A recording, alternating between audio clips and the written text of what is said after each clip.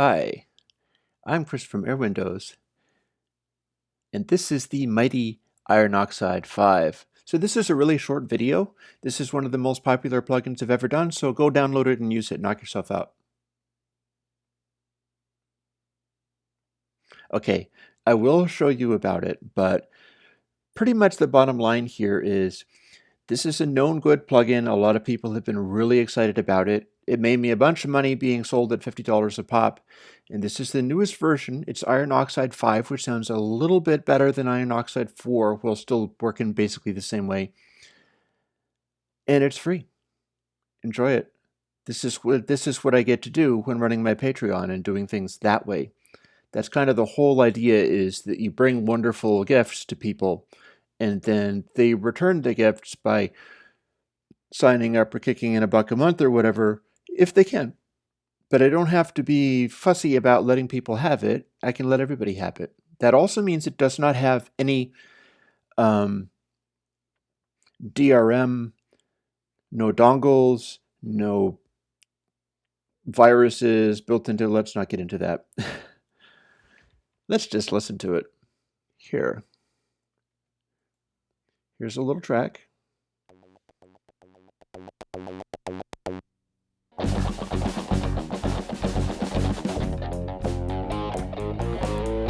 Now the reason I chose this one is it's a little thin until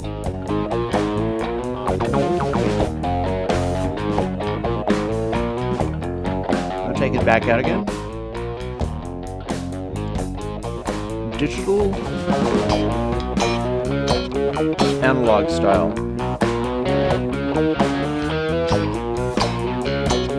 Oh, but wait, it gets sillier. Distorted analog style.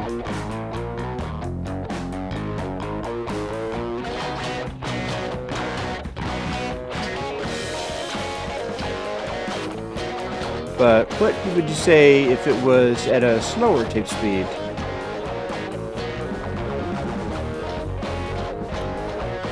Six eeps? How about 30? No, that's 50. 30. A little more highs there. What if you were running at 150 eeps? Lots of clarity, but at that point your head bump is kind of like in the stratosphere, or incredibly slow tape.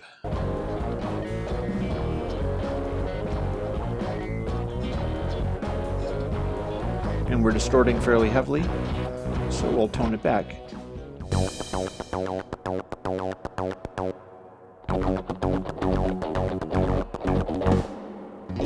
Sort of a cassette result here.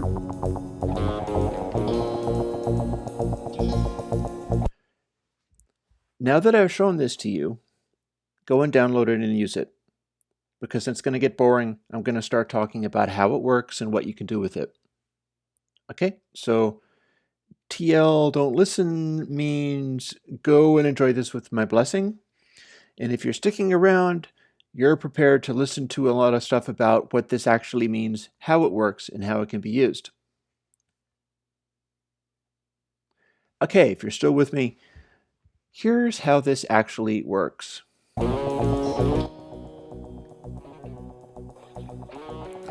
Highs and lows tape speed are two separate little functionalities.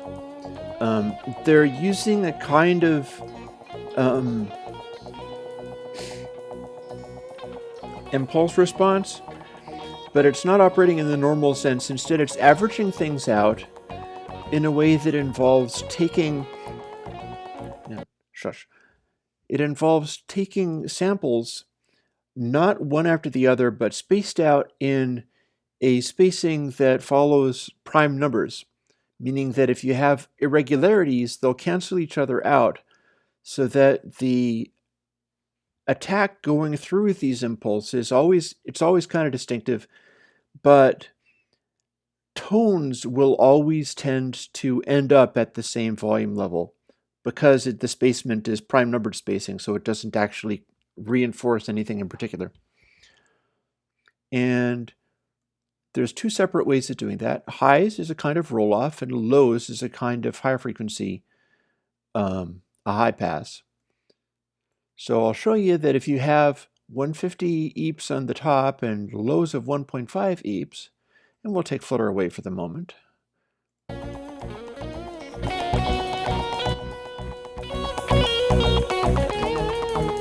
There's not that big of a change. It's a little bit of a boost. And then if you look at it this way, you can see that it works kind of like an EQ. Because that's the secret of the first generation of tape emulations, is they were basically bandpasses. This is from the era of, like, you know, Dewey tape and stuff. And that's what this is competing with. It's a plugin that's doing unusual kinds of saturated bandpassy stuff. And that's how this era of tape emulation got its sound. So you can get the highs, you can tone them off, or you can tighten up the lows this way. And so you see that the numbers actually don't correspond to any kind of tape. It's just a plugin. But it approximates general senses of things. Like if you wanted the low frequency bump of a 7.5 EEPs and the highs of 30 EEPs, you get something kind of like this.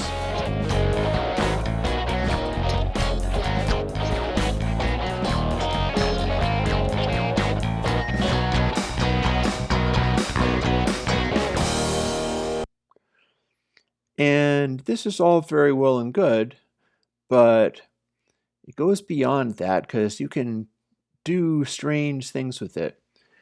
Because they're just filters, because they're just elaborate filters using a technique that no filter that I know uses, you can cross them over.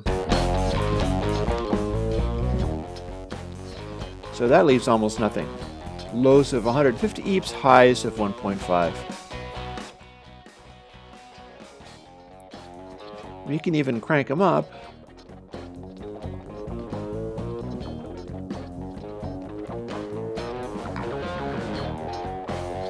You get a very MIDI kind of sound, by which I mean mid-rangey.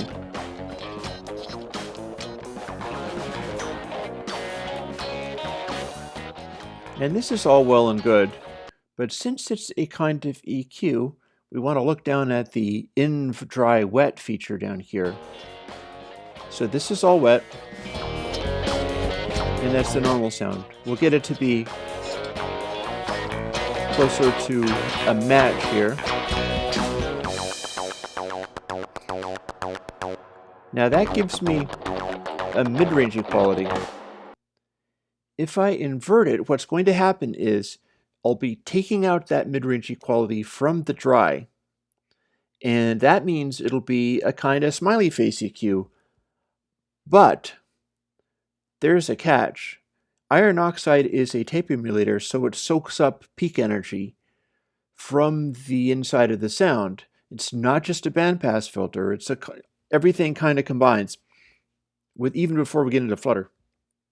And for that reason, if I use the inverse to cancel out the mid-range, and you should see it on span, you should see it on the frequency response, and I'm distorting the loudest peaks, what will happen is the mid-range will get canceled for softer sounds and give the smiley face EQ.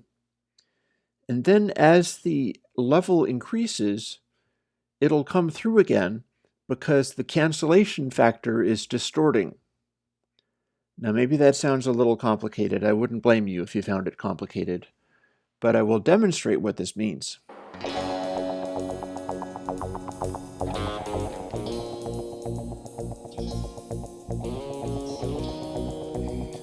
That's a smiley face EQ. And then as we increase gain.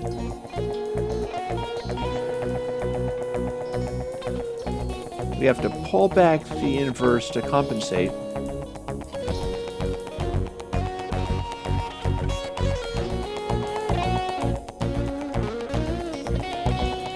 We can hear how this is sort of dry,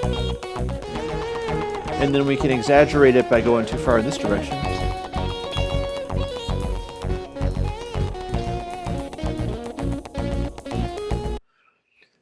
Giving us this thing where it's a smiley face EQ, determined by the highs and the lows tape speed. And that's very centered, so it's only happening around 1K or so.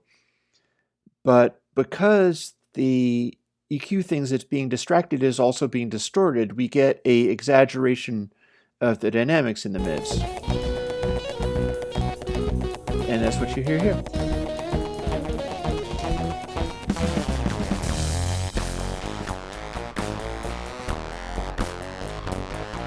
And you get interesting effects like this.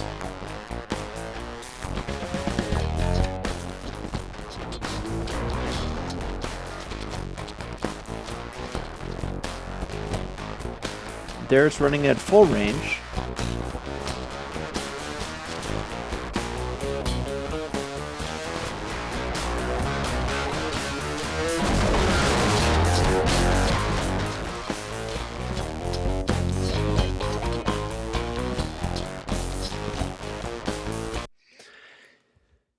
And that is a full range distorted signal being subtracted from the regular signal.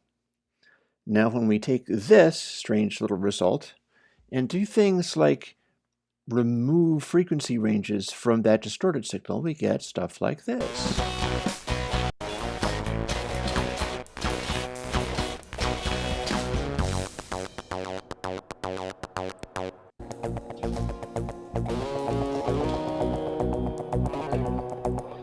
Now here we have the lows undiminished, and then we've taken them away again.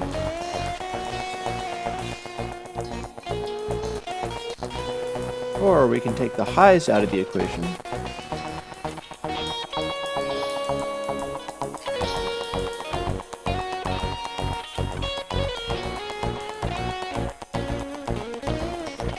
Starting to involve them.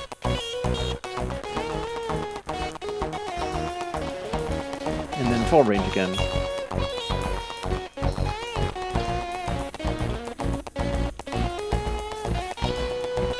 And we can pull it back.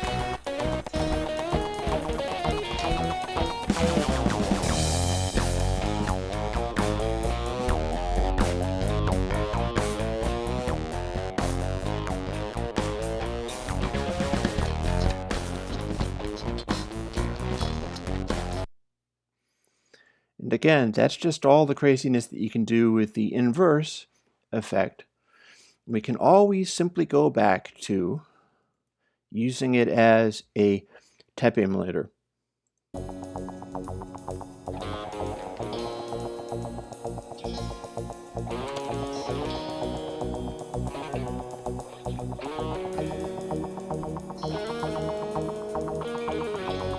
We can hear with this, we've got it padded so much it's not distorting very hard. But we can still use these things. They're just a little less obvious when we're not slamming the tape.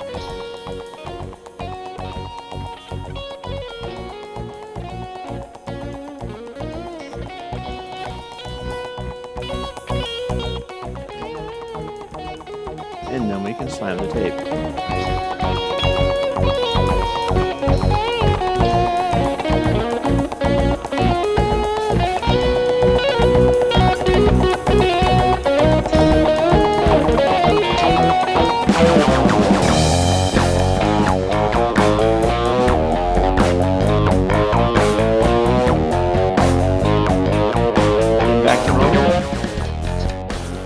Digital analog slam.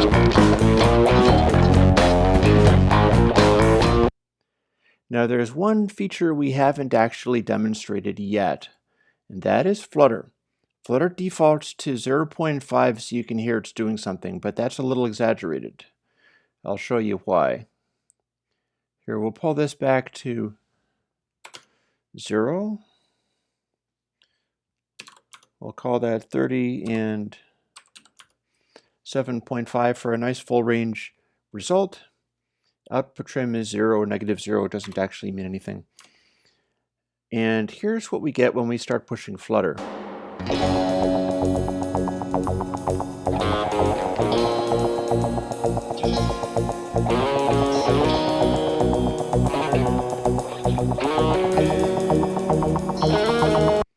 Now you might not hear that super clearly, but there are certain sounds. I think I can find some.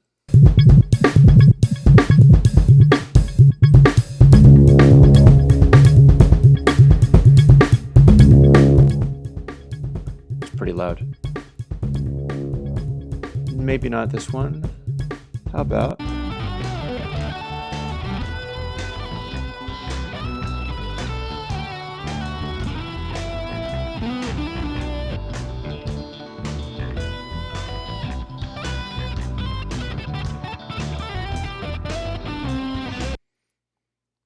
I know what we'll do. Never mind all of this craziness. Let's have some other craziness. Cut the volume because I know what happens when I spawn this plugin. Test oscillator.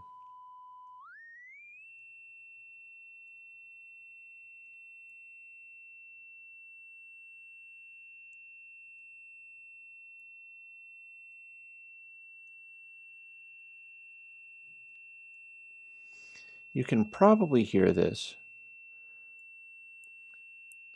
If not, I'll try a lower one.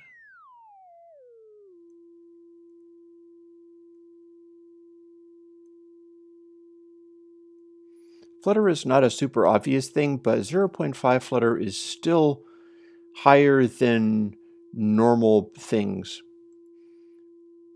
Let's try a louder one. Can you hear that note?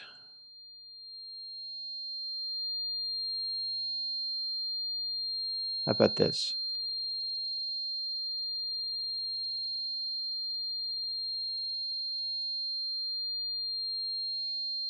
And we can look at the behavior using this. One thing that's happening is we're clipping that note. So here's what you get when you're distorting the tone, is it's getting buried in the noise of the tape machine. However, you can plainly see, and yes, I can pull back the level to where it's not clipping. A high note like that at 16 dB, it'll start generating a harmonic. And here is the harmonic. And it'll start generating a higher harmonic, and eventually, if you crank it hard enough, this is a very loud note, you'll start bringing out the aliasing tones here. But in normal use, you're going to get nothing but nice clean harmonics like an analog device. But let's pull it back and perhaps widen the range a little bit. Wonder what will happen. Nothing much, I've just attenuated it more, no problem. If we throw the flutter on, you should be able to hear that flutter. You can see it's widening the range. It's warbling a little bit. This is at full crank. I'll go back again.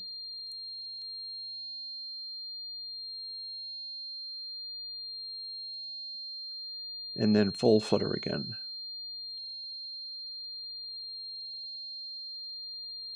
Might be worth releasing this as a separate plugin. Now I should point out, because of this flutter, iron oxide runs a tiny little bit of latency, and it's not a specific latency. Like if you were tracking through it, you probably wouldn't notice. It's a sample or two. But if you're using it in, say, a a drum mix and you're trying to line up things with other things and so on, be careful using it. It runs so little and such irregular latency that I've got it declaring no latency, but it's definitely, there's a tiny little hesitation in there on the order of a sample or two. And that is enough to produce this effect. With no flutter.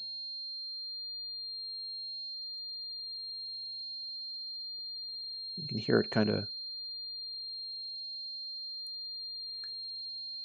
Since this is not unbearably loud, let's crank it up even more.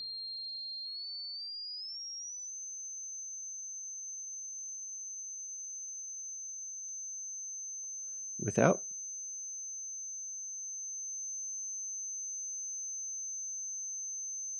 And with.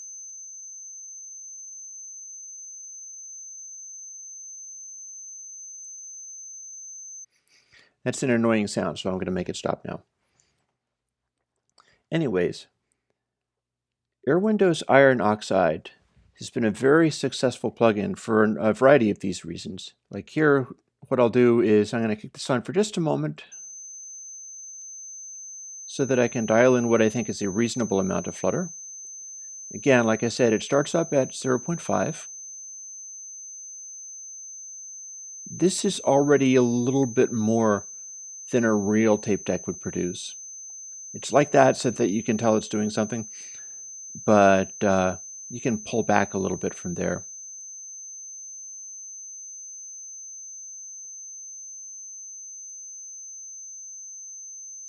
We'll say around there, call that a reasonably good tape deck. We'll say that it can have a certain amount of lows, a certain amount of highs. We'll take the test oscillator away and get ready to hit the tape a little bit and pad it a little bit. So you can take something that's already a fairly full mix like this and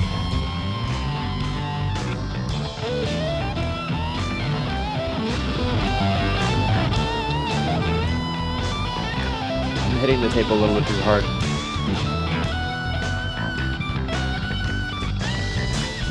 Without.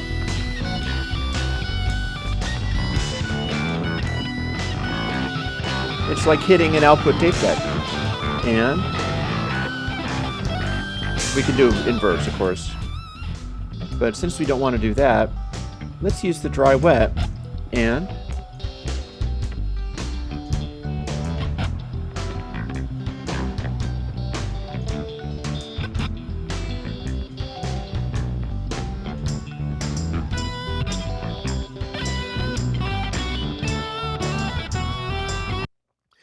because, actually, I need to take a moment with our little test oscillator again.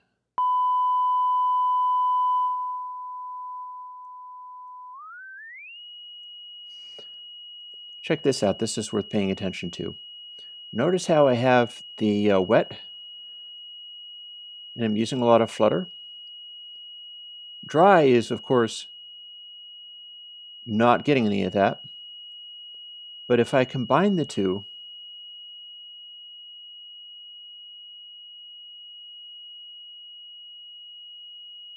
there's kind of an additional level of wobble because we're mixing dry with warbled.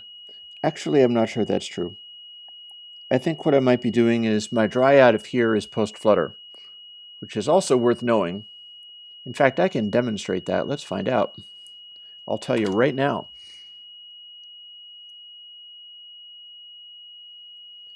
This will show me whether the dry is truly post-flutter. Flutter to 0. Nope, the dry is real. But if we throw on the flutter,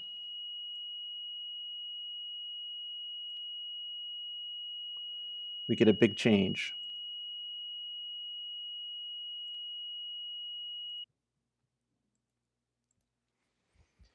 anyway, Iron Oxide 5 is one of the most popular plugins I've ever done, and it is free. It's supported by my Patreon. So please help people discover that, and don't give up on me. I will produce all kinds of great things for you. The whole idea is that sort of crowdsourcing can keep me doing this work. And it looks like it is working. So thank you for that, and I hope you enjoy Iron Oxide 5.